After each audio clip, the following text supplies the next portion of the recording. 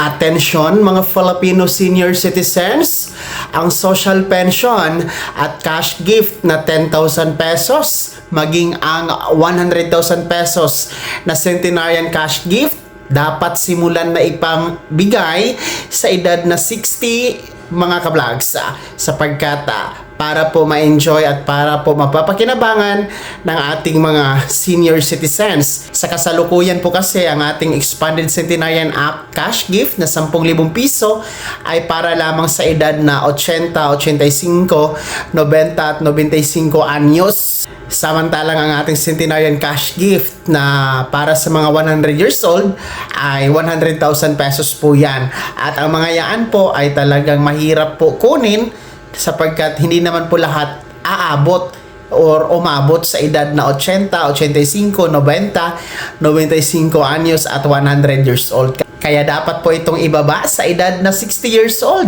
nang sa ganun po mapakinabangan ito ng lahat. At maging ang ating social pension ay dapat wala na itong pipiliin, hindi na po ito dapat po magkakaroon ng criteria.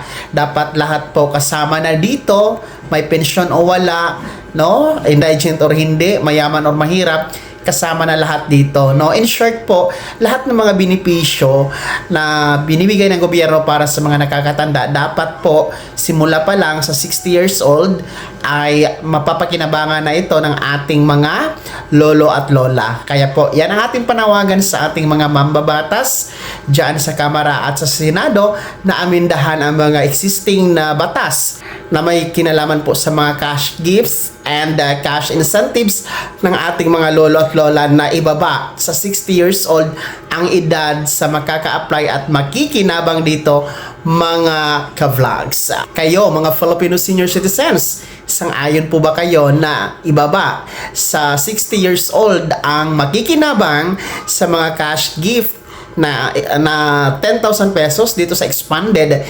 Centenarian Act at ibaba sa 80 years old ang edad sa makikinabang sa centenarian na 100,000 pesos? At sang-ayon din po ba kayo na lahat na walang pipiliin sa social pension? I-komento nyo sa comment section na nasa baba. Maraming salamat sa panonood.